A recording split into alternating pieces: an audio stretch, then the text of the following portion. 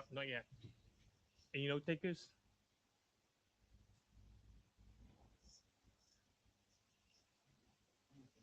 No.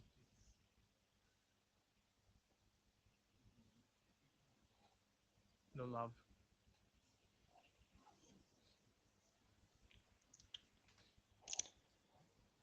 We usually just ask Rich Salts, but I don't think he's in the room. No. I don't see him. Hmm.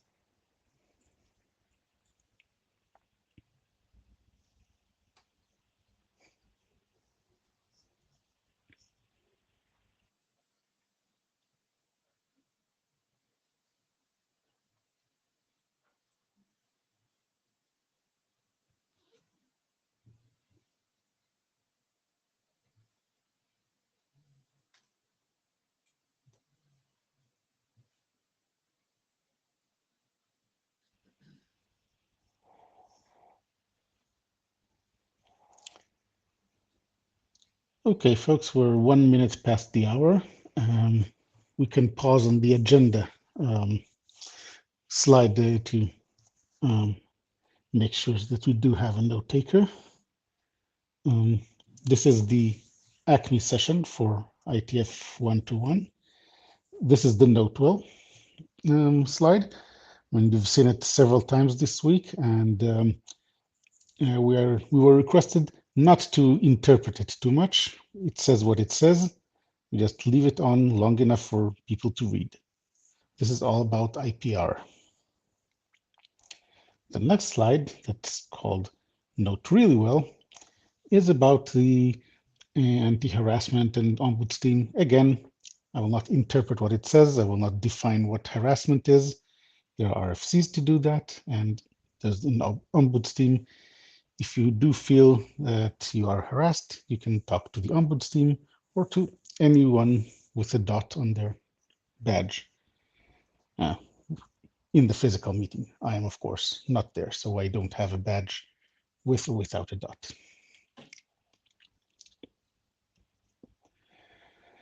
Some meeting tips. If you are in person, make sure to sign into the session using the data tracker or at least the QR code for the session. Use Meet Echo, the light client usually, to get in line. Even if you are in the room right next to the mic, use the tool. And it will also allow you to participate in a show of hands. But do not turn on video and audio. This will interfere with the room audio. Remote participants are requested to use headsets, like I am, and make sure that your video is off unless you are talking, as I am doing right now. And here are some resources. There's the agenda for the meeting. There's the Meet Echo, and where to report technical assistance, which works even better than sending it to the 121 all mailing list. Oops. Okay, so we start the agenda with the note well, which we've seen, the technical difficulties, which we didn't have, and administrivia, which includes assigning a note taker. So now we really can't proceed with unless we get a note taker.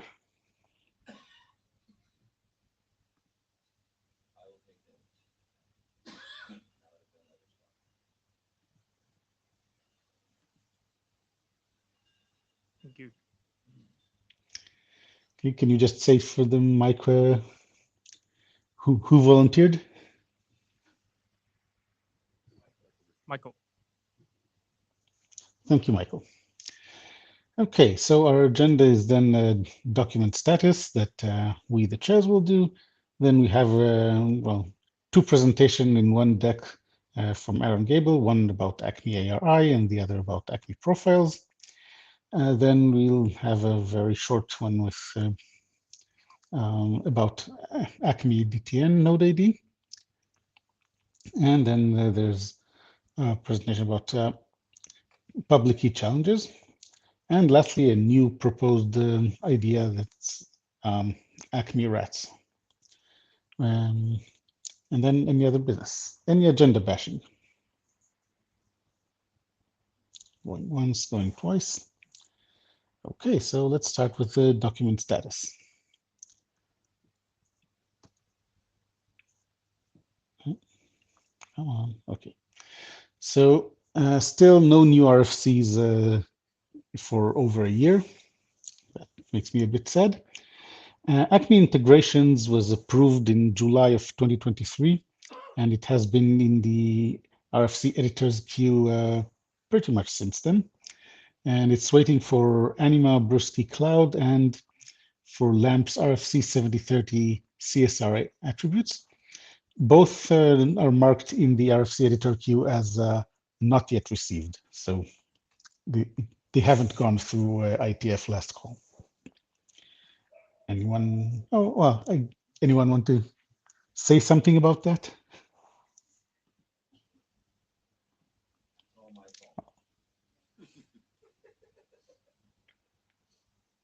All right. ACME DTN Node ID went through working group last call in 2021 and the IETF last call in 2022, I think. Then it did not go to the ISG for approval because it's halted waiting on some work in the DTN working group. And that work has finally progressed just recently. And one of the final things that Roman did as AD before going on to be IETF chair was to ask us to reaffirm our approval of that draft. So we had a very empty thread in the ACME mailing list. So we believe it's still, that we still agree with our conclusion from the working group last call that it should be published. But there's no point in talking about it now because we're going to have a presentation about it.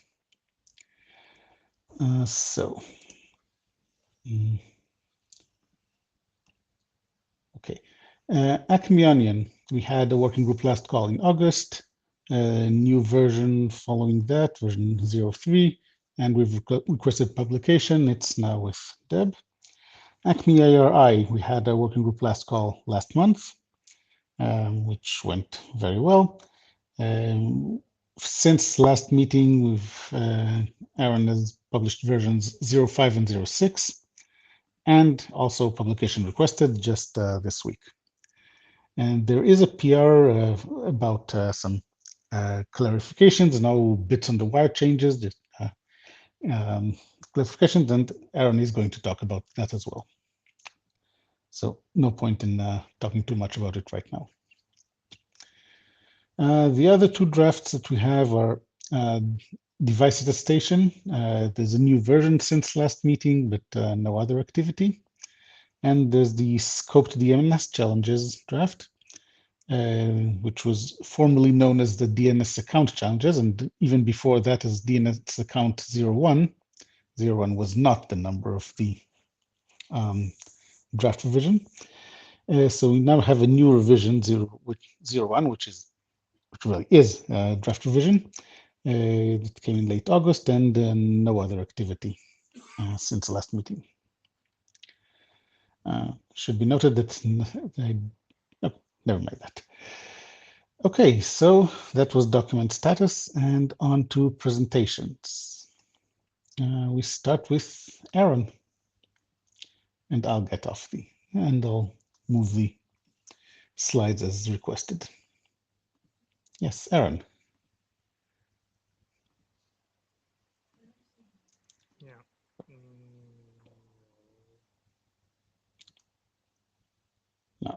think Karen is supposed to be remote, but still not seeing him.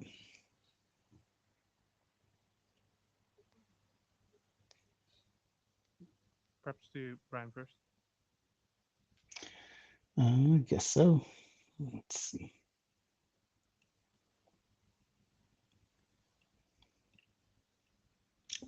Yeah. Okay. Brian, we can start with you. Okay, hello. This is going to be a really short status. There is going to be one question posed that I also released to the mailing list, and we'll talk about that in a second. So next slide, please.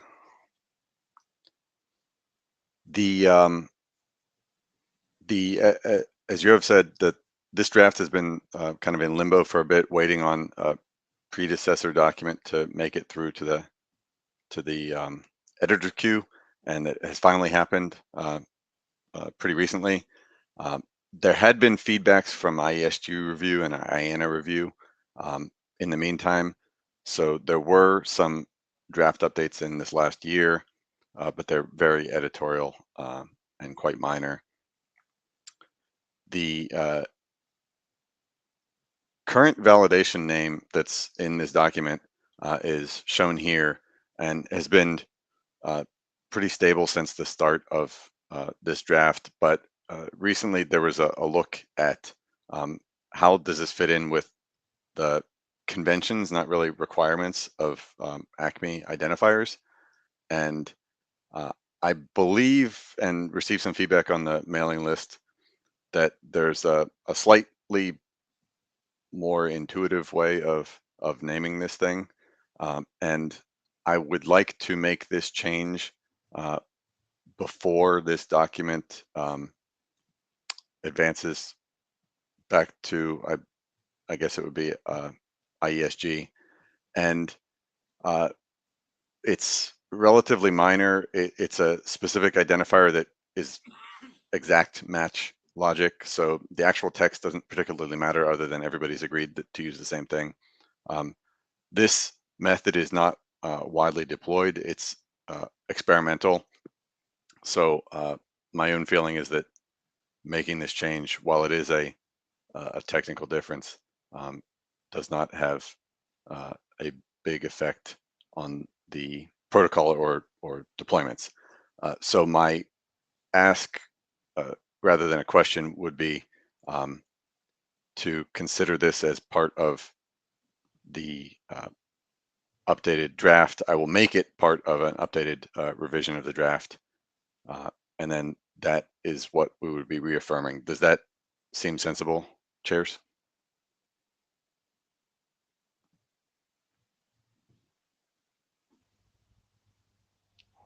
I guess so, but can other people in the room say something about that? And the change, you can see that the purpose is just to be more in line with the other validation method names that have come since this was originally drafted. Understood. I mean, I'm not particularly enamored of one name or the other, but here we have someone. Here we have Michael. Hi, Michael Richardson at Mike. I kind of went and perused the stuff to kind of, because I care about names and they're hard. And I actually think that they're both terrible names, but I didn't have a better name for it. And because normally we kind of are, I was looking at, so what exactly are we authorizing? And I don't, there are no better names. So I would say that it's a coin toss, and maybe the one with less characters is better. I don't know, whatever. But I mean, clearly it is related to bundle protocol and not specifically DTN. But then as I read it, I was like, okay, but it could have worked for other things. And so I didn't come up with a better suggestion. And I was like, well, okay, just hold your nose at this point. Okay, thank you.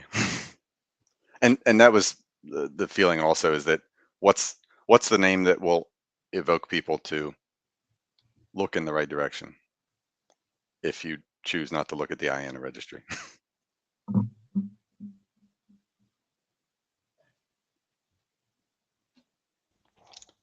Okay, any other questions, comments? Um, so, yeah, really did want to ask Deb, what's the process now? Because it didn't go through the regular process, this draft. Well, it did, like a while ago, right? So, so you're going to issue another draft with a name change. Yes. We'll ask, because you're making a change, just because of that, honestly. We'll ask the chairs to put it through a short working group last call, because it's already been through like at least 3 of these things, right? So we'll put it through a 1-week working group last call, and if nobody silence is like you approve based on silence, if nobody objects in the, just to make sure that you haven't made some blatant error in the naming of the whatever, then they'll push it to me and we'll get this done, because it's been forever. Yes, and thank you. Certainly. Okay, thank you. And checking again, I see that Aaron is not in the room. So we'll go on with the next item on our agenda, the public key challenges.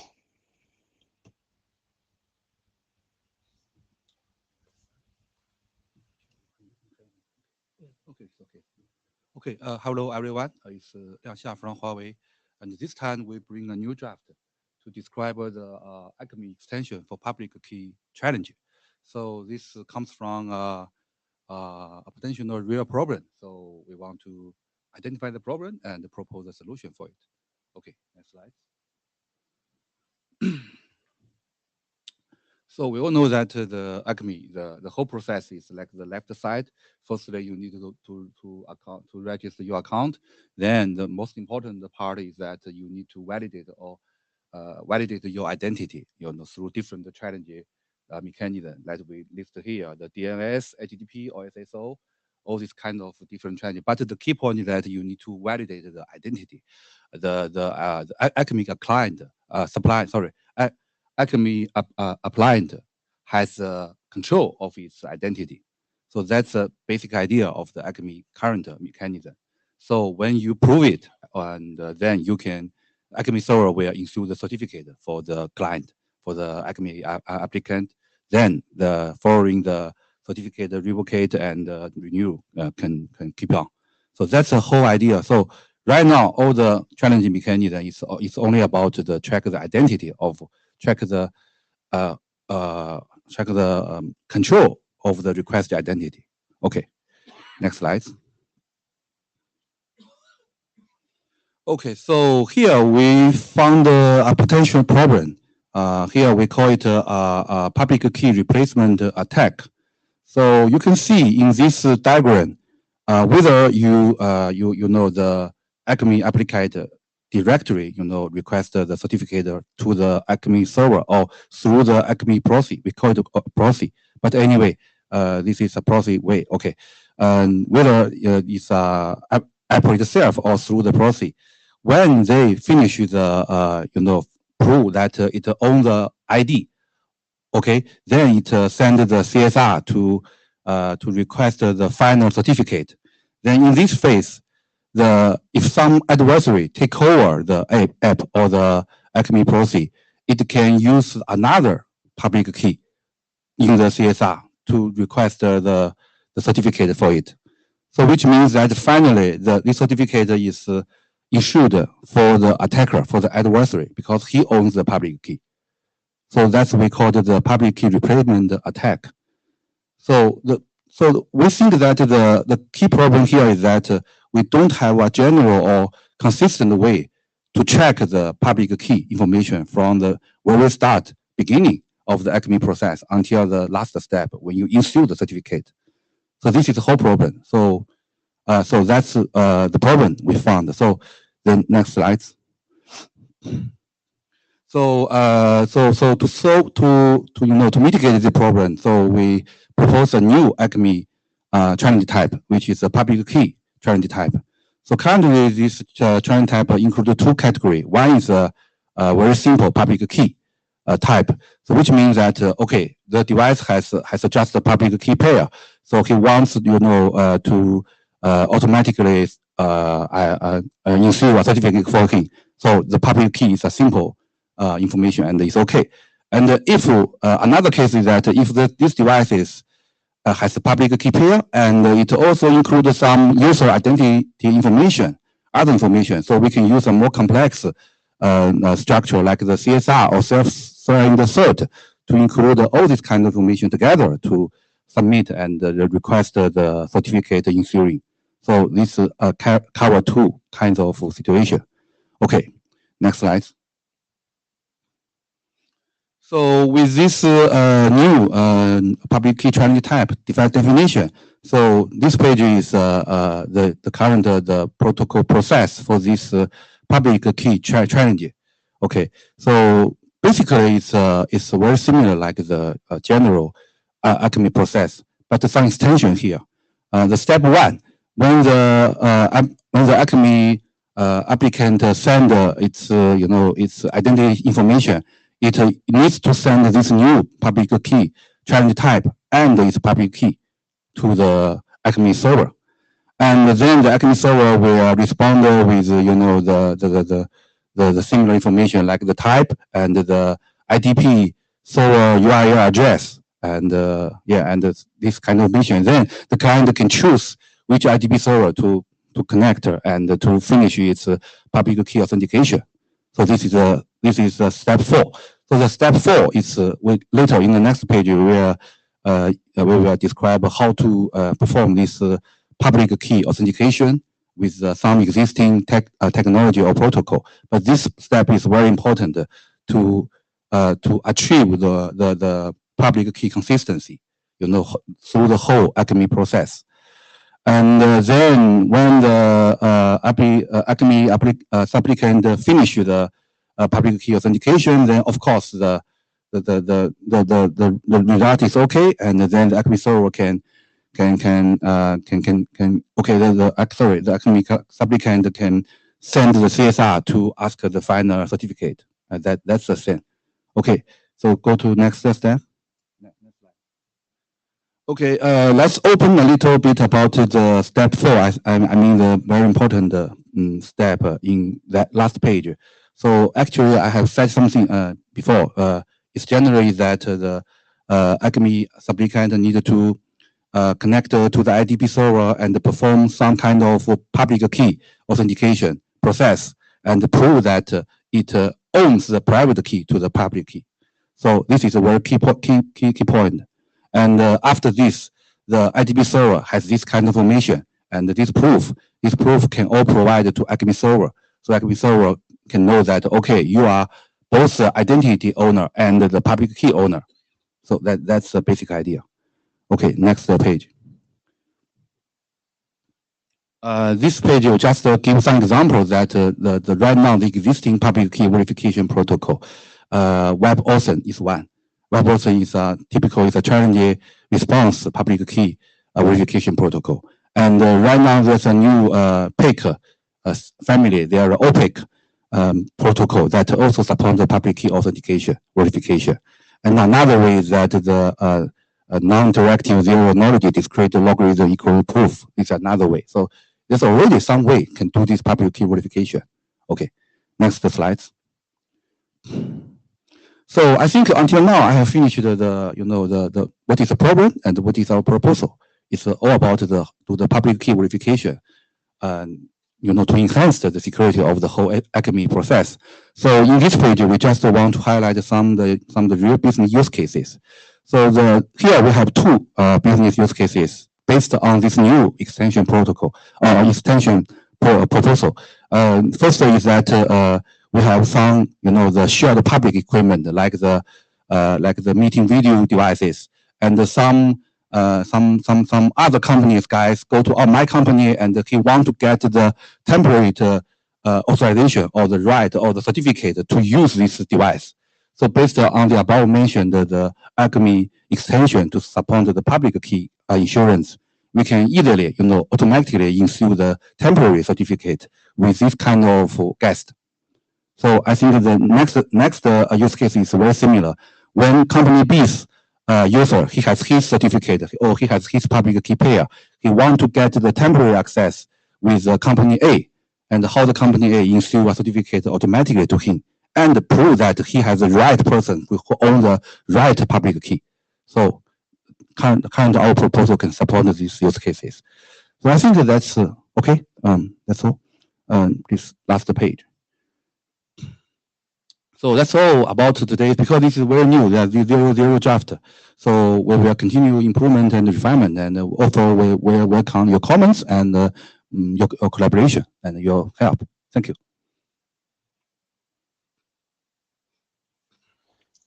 So if I understand correctly, you're not at this point asking for working group adoption, just asking people to know about it and read it and hopefully send comments.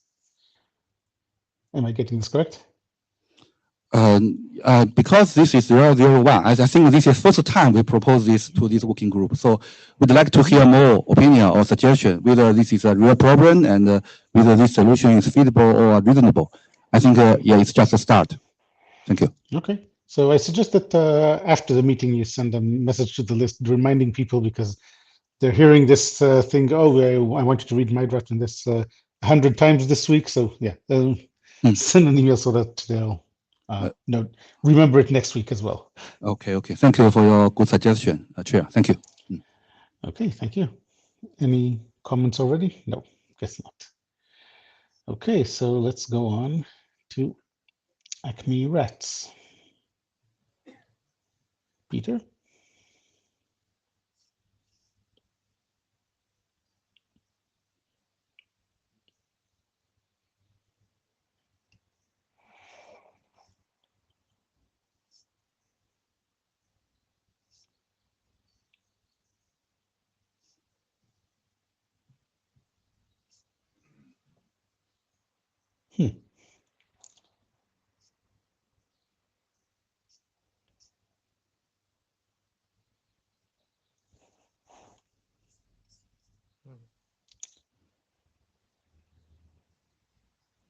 So is Peter in the room?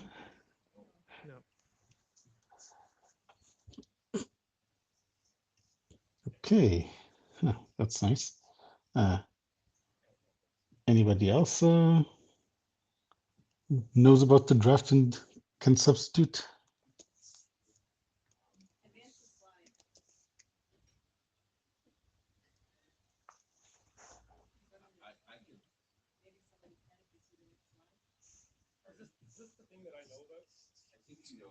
Can you advance the slide? You want one side?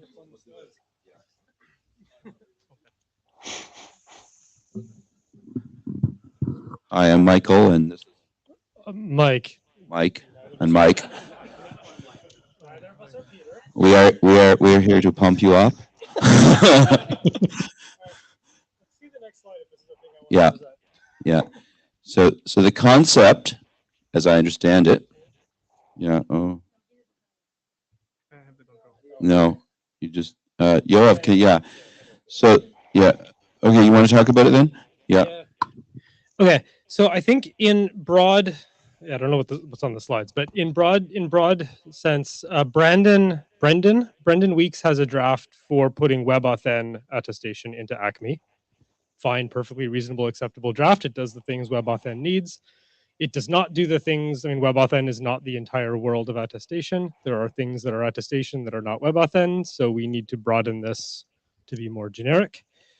I think this came up previously. I think this came up at 120, and I think Tomas Fossati and I volunteered on the list to start a draft, and we have not done so yet, but we have ideas.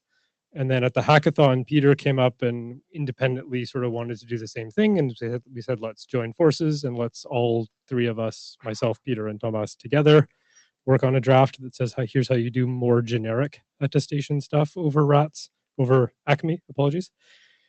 And so I think these slides are basically just presenting the use case that there are things that are not WebAuthn that will benefit from this, and that we are joining forces to write a draft which has not materialized yet.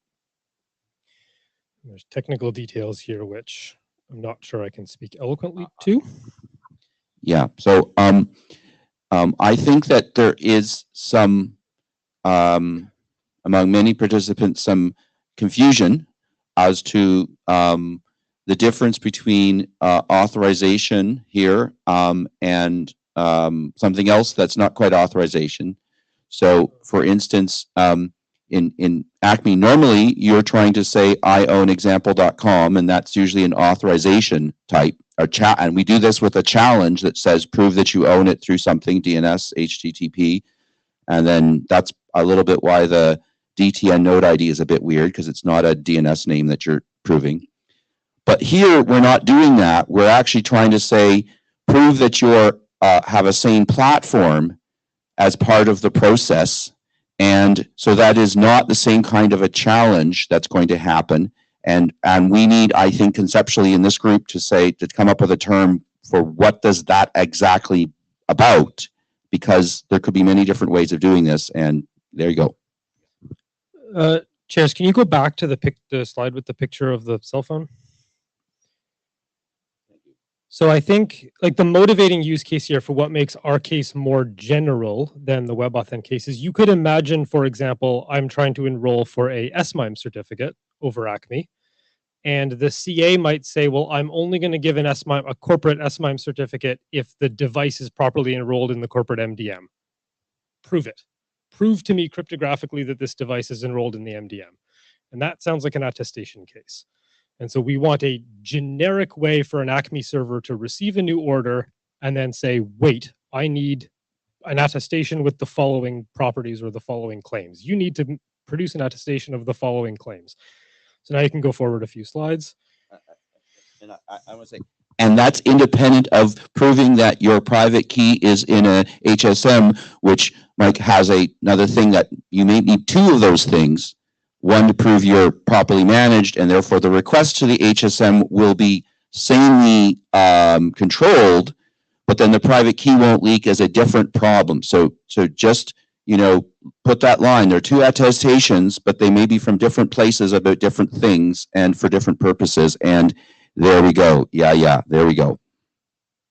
So I mean, this is all very new. We were discussing this at the hackathon. It hasn't really been written down properly yet, but this is our hacky thing that came out of the hackathon. So I want to draw your attention to that line that says attest claims hint.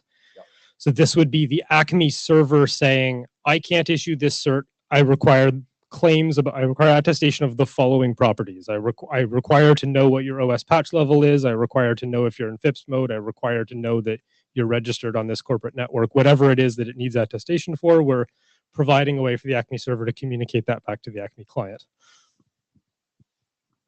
And at the same time that you're actually Mike Unsworth for that email thing and not Michael Richardson, even though we, don't work if we did work at the same company, we could still have an MDM managed device with a thing. And actually, maybe my computer used to be his computer and, because I got his leftovers or something. But I still need to prove my email is his email. So that's still the authorization that we still have to do at ACME. That's still the thing we're all familiar with.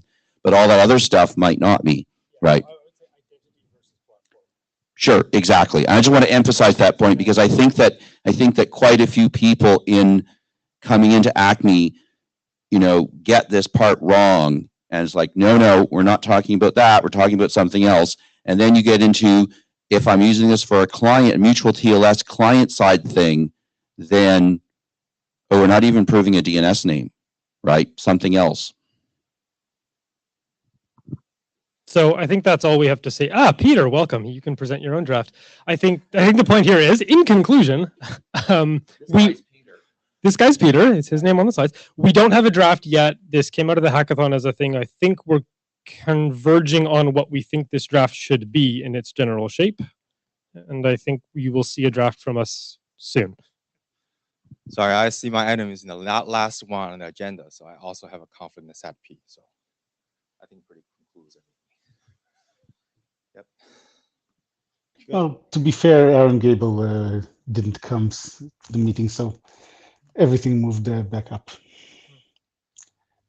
Yep. Yeah. So sorry. We presented the use case, okay, and we said that a draft will come, and we showed the general. We just introduced the good. Yeah, thank you.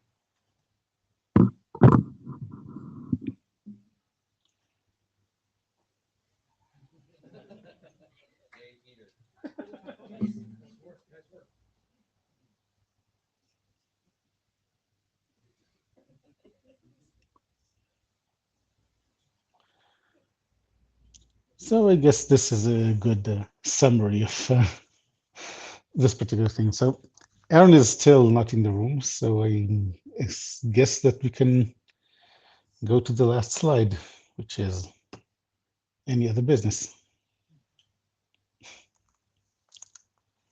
A little earlier than we planned to be. So is there any other business, or are we done here?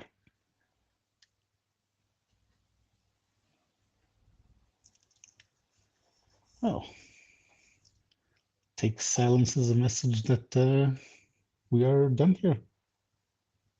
Going once, going twice. Okay, thank you all. Hopefully we'll talk more in Bangkok.